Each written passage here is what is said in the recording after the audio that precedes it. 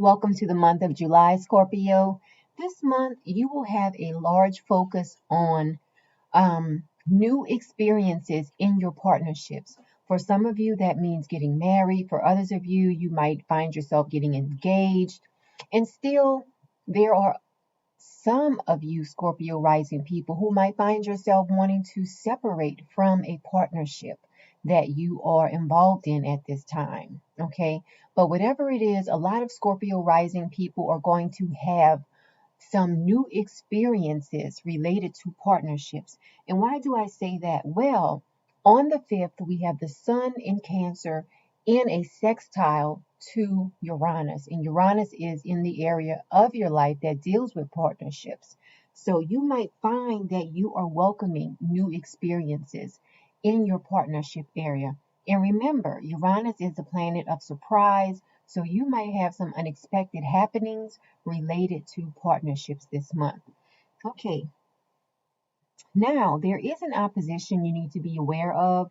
We have Venus in Leo, which is in your area dealing with your career, and it is going to be in an opposition to Saturn.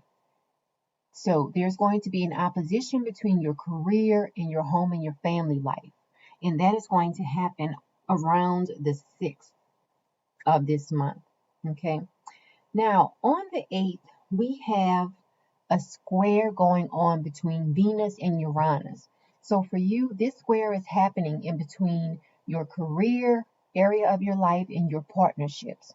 So there is going to be a bit of a challenge that you're having related to balancing your career and your partnerships around that time. Okay, so just keep an eye out for that. So if something comes up, you can deal with it.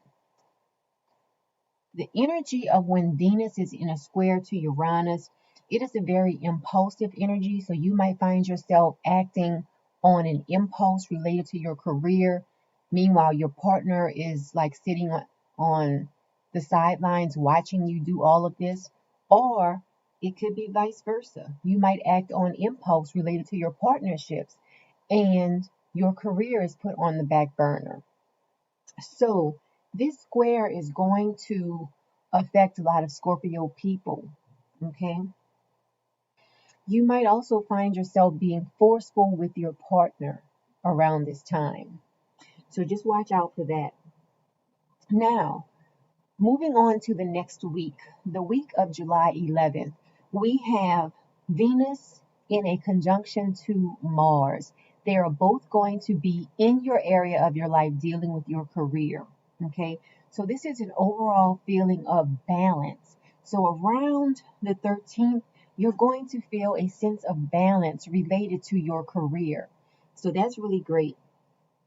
Now, let's move on to the week of the 18th, because this week we have a great sextile, we have a trine, we also have an opposition this week. But we have Venus moving into Virgo on the 21st.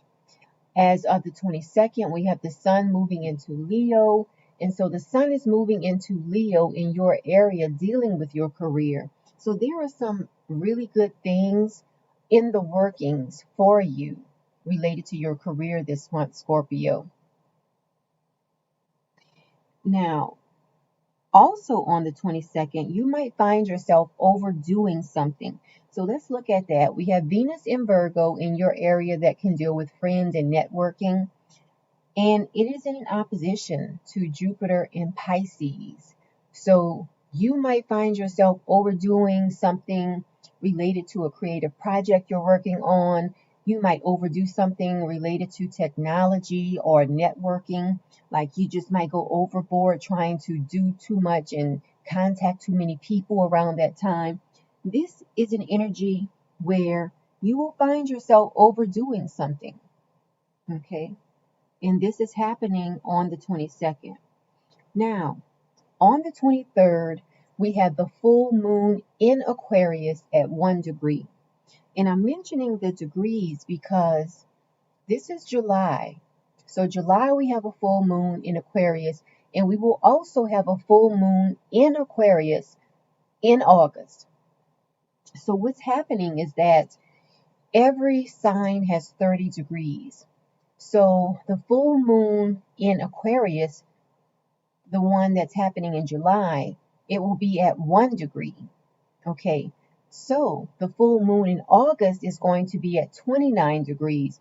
What's happening is that the full moon in July is going to be at 1 degree of Aquarius, whereas the full moon in August is going to be at 29 degrees.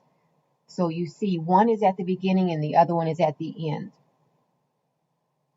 I just wanted to go over that because let's say this is July and you hear people saying that the full moon is in Aquarius, and if you're not following astrology closely, you might feel like it's a mistake, but it's not a mistake. We do have two full moons in Aquarius, one in July and one in August. So I just wanted to mention that. Okay, so that's on the 23rd. The full moon in Aquarius will be happening on the 23rd. Okay, so for you, this full moon is happening in your area of your life that deals with home and family life. So you might see a culmination of activities related to something that you started working on at the new moon. Okay, so just remember that. Now let's move on to the last week of July. Okay, so on the 27th, we have Mercury moving into Leo, which is in the area of your life dealing with your public image and your career. We also, on the 28th, we have Jupiter moving into Aquarius. So up to this point, Jupiter has been in Pisces all month. Neptune is in Pisces all month as well. But remember, Jupiter is retrograde and Jupiter is now moving back into Aquarius. Okay, so Jupiter moves into Aquarius on the 28th. And on the 29th, we have Mars moving into Virgo.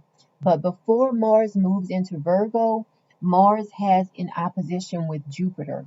So while Mars is still in Leo, Mars is going to be in an opposition with Jupiter. Okay? Excuse me. So this is an energy where you might overestimate your abilities. So let's look at what's going on. We have Mars in Cancer, Mars in Leo, and it is in the area of your life dealing with your public image and your career, and it is in an opposition to Jupiter in Aquarius.